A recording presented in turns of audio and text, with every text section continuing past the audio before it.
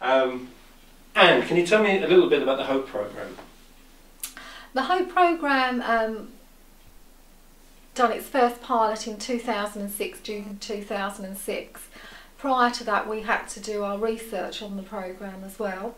I first started off in the company as a funeral arranger, and it was that we was coming into people's lives for a week, helping them make their funeral arrangements, being there for them. They had the funeral and after that there was nowhere for them to go. Lots of the local councils, Barking and Dagenham, Thurrock, had pulled the plugs on their counselling services, so there was literally nowhere for these people to go, and we got together as a company thinking, you know, it's about time we put something back into the community, and that's hence how we started HOPE. Jeremy West of West & Co actually funds it all, so without him funding it we couldn't run the programme. We worked in conjunction with Bill Webster first of all from America, who came over and gave us some help, but we've completely turned the programme around now. So the programme is a structured 6-week programme. It's totally free of charge. People don't have to use West & Co funeral directors to come onto the group. As we say, it is a 6-week structured programme. It is a group, it's not counselling, it's a bereavement support programme. So we have a minimum of 4 people and a maximum of 12 who would attend the programme. Do people, I guess people think back to their personal experiences, and I guess when my father died 4 years ago, I wouldn't have looked to do something like that in the immediate aftermath. But do people sometimes come back quite a few months later and say, listen, somebody's died, I'm not sure I'm dealing with this properly? The way we work at West & Co, through us, if everybody's done a funeral, we send a letter out to them, letting them know that our programme is there for them. That's normally sent out between 6 to 12 weeks after the funeral's taken place. We have done a lot of research with GPs, so we now have leaflets in GPs and we're getting GP referrals. And also it's through word of mouth that people have been on our programme now do let other people know. We're trying to get out there and spread the word as much as you can about HOPE. Now your journey doesn't necessarily have to have started particularly straight away on your loved one passing away. It could be, you know, 6 months, 12 months, 3, 4 years later that your journey actually begins. So there's no set rules to when your journey will actually start for you. So we're just trying to get out there and let you know that we are there for you. It is free of charge, and we're there to educate you about this difficult process that you now find yourself on.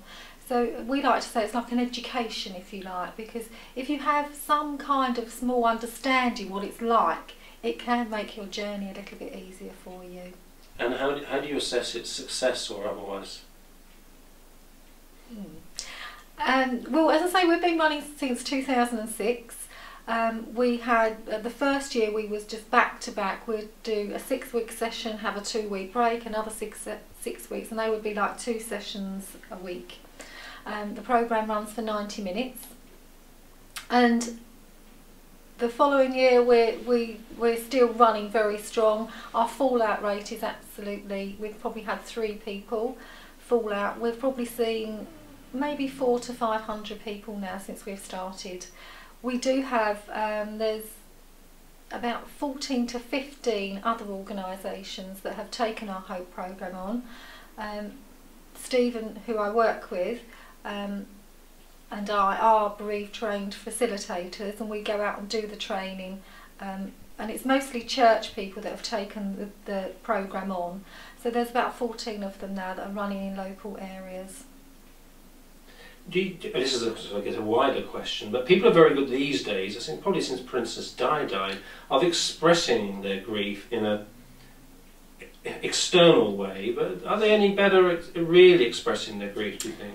Well, we actually do say that in our programme actually. So the people that turned out for Lady Di and also the recent one of Jade Goody, they wasn't particularly their grieving from them, it was an expression of their grief that they had suppressed at that particular time, which is a good thing, because you know we can't suppress our feelings forever, we can't store our feelings forever. At some point they will have to come to the forefront and we have to deal with them.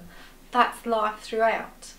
What we do encourage people is, you know, go with your feelings. Don't treat your feelings as your enemy, treat them as your friend. It's okay to cry. for men as well. You know, we're trying to demystify this good old British stiff upper lip, if you like, you know. And Stephen will often say, and as Brian would as well, you know, you see so many people at funerals, men, and they're biting their lip and they're trying not to cry, and they feel like saying, you know, for God's sake, would you, that man in the front row, have a good cry and get it out of your system? Because that's what you need to do. You know, crying isn't an indication of a weakness, it's an indication of your strength. And in a group, could you have a group who some people are grieving for an elderly relative, but also people grieving for a child? That must be difficult. We don't segregate the groups at all, so it is a mixed group, and as you've rightly said, we could have one that have a 75-year-old mother that's died, and we could have a lady or a gentleman that's lost their 15-year-old son. The first point of when they do mention who they've lost, if it is a child, everybody in the group will, oh my goodness, your grief is much worse than ours. We do validate that because we say, you know, the worst type of loss is yours because you're all here because you've lost somebody and you're struggling to work through your feelings and emotions. Yes, they have, you know, they're living every parent's nightmare. They are doing that. But equally, our losses are all unique to us. It's all individual, and the worst type of loss is your loss that brings you an to information evening run by West & Co. Actually, Jeremy West was there. Very impressed with Jeremy and his whole kind of wanting to help the community. Because somebody asked the question, what do you get out of this?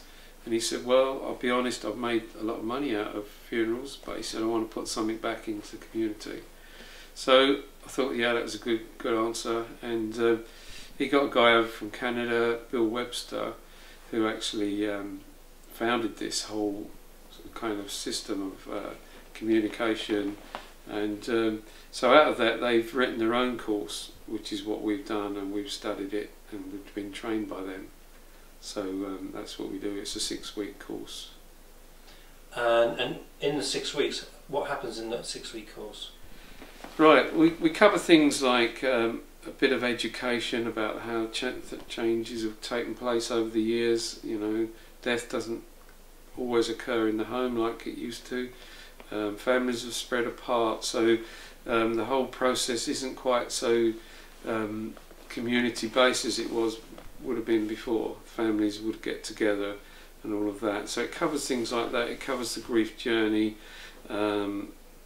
Trying to understand, helping people to understand what's going on with them, and that they are normal, and some of the things that they're experiencing, they're not a freak, they're not kind of unusual, and they find that out because they're listening to other people on the course, and the other people help them, which is so unique, I feel, with it, because you see other people helping each other. We did a course 6 months ago where people were saying, this has really helped me, and you could see the change after, say, 3 weeks. They're starting to open up. Somebody might come in who's really quiet and not saying a word, and suddenly kind of a person sparks into life, and they're talking about their feelings, and someone else will chip in, and it's really an interesting process that they're on. Because when somebody dies in a family, it often opens up all sorts of issues for people, doesn't it? And comes from, and can take them greatly by surprise. Unless they deal with that, it can cause long-term harm. That's right. Yeah. And we talk about the uniqueness of the loss, because everyone's loss is unique to them, and it's no good me saying, oh, you know, so and so, you know, they had a good life, they were a 90 odd, but that person was still unique to that family, and all the memories of that person are very special and unique. So we try to help people through that process, whatever the age, whether it's, you know, a tragic loss of a child in the family, or whether it's somebody older. They're very unique, and we talk about the variables of that process. Is this a religious group, so to speak? Is it, you know? No, it isn't actually. There's only one question on there that talks in that kind of way, and it's something like, if you had a faith, how has your faith helped you, or how has it affected you? Has it changed you in any way? And that just opens up the possibilities for people to talk about a faith if they've got one, but it isn't aimed, or isn't a religious